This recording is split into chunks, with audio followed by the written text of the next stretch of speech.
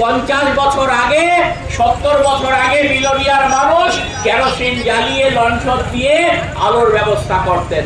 সারা দেশের মানুষ, ত্রিপুরার মানুষ করতেন, কারণ আমাদের ত্রিপুরা রাজ্যে 70-এর দশকের প্রথম অবধি মাত্র 1 মেগাওয়াট বিদ্যুতের ব্যবস্থা ছিল সারা ত্রিপুরার জন্য। আর আজকে কয়েকশো মেগাওয়াট বিদ্যুৎ আমাদের লাগে। তাহলে সেই বিদ্যুৎটা এখনকার সময়ে আপনার বাড়িতে বিদ্যুৎ নেই, এটা কেউ মেনে নেবেন? মেনে নেবেন না। আর এই বিদ্যুৎ যদি সস্তায় আমরা পাই তাহলে মাসে বিদ্যুতের বিলটা কম হবে। এখন ধরুন যারা কম বিদ্যুৎ ব্যবহার করেন তারা 5.5 টাকা প্রতি ইউনিট বিদ্যুতের বিল দেন।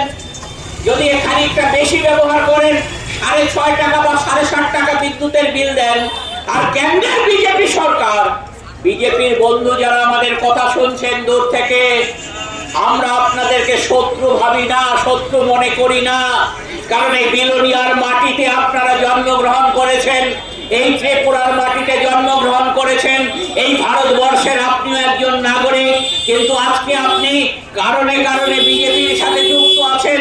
আপনাদের বিবেচনার জন্য বলছি, আজকে যখন আপনি আপনার বাড়ির বিদ্যুতের বিল 500 টাকা 1000 টাকার মধ্যে দিয়ে দেন, এই বিদ্যুতের দাম যদি প্রতি ইউনিট 50 টাকা করে হয়, আপনি মানবেন? আপনার কি ঘরে কম পয়সায় বিদ্যুৎ দেবে বিজেপি সরকার? না। আমরা ওই বিদ্যুৎ বিল যেটা পার্লামেন্টের শীতকালীন অধিবেশনে উপস্থাপিত হয়েছে, বর্তমান বাজেট সেশন চলছে পার্লামেন্টে, কেন্দ্রের সরকার চাইছে এই বিলটাকে পাস করে আইনে রূপান্তরিত করতে। তাহলে কি দাঁড়াবে?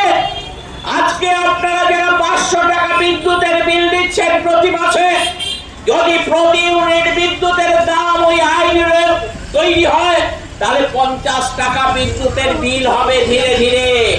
আপনার বাড়ির বিদ্যুতের বিল দেওয়ার জন্য আপনাকে 10,000 টাকা দিতে হবে, 8,000 টাকা দিতে হবে, 15,000 টাকা দিতে হবে। আপনি ছোট্ট সবজির ব্যবসা করে, ছোট্ট ফলের ব্যবসা করে, ফুটপাতে ব্যবসা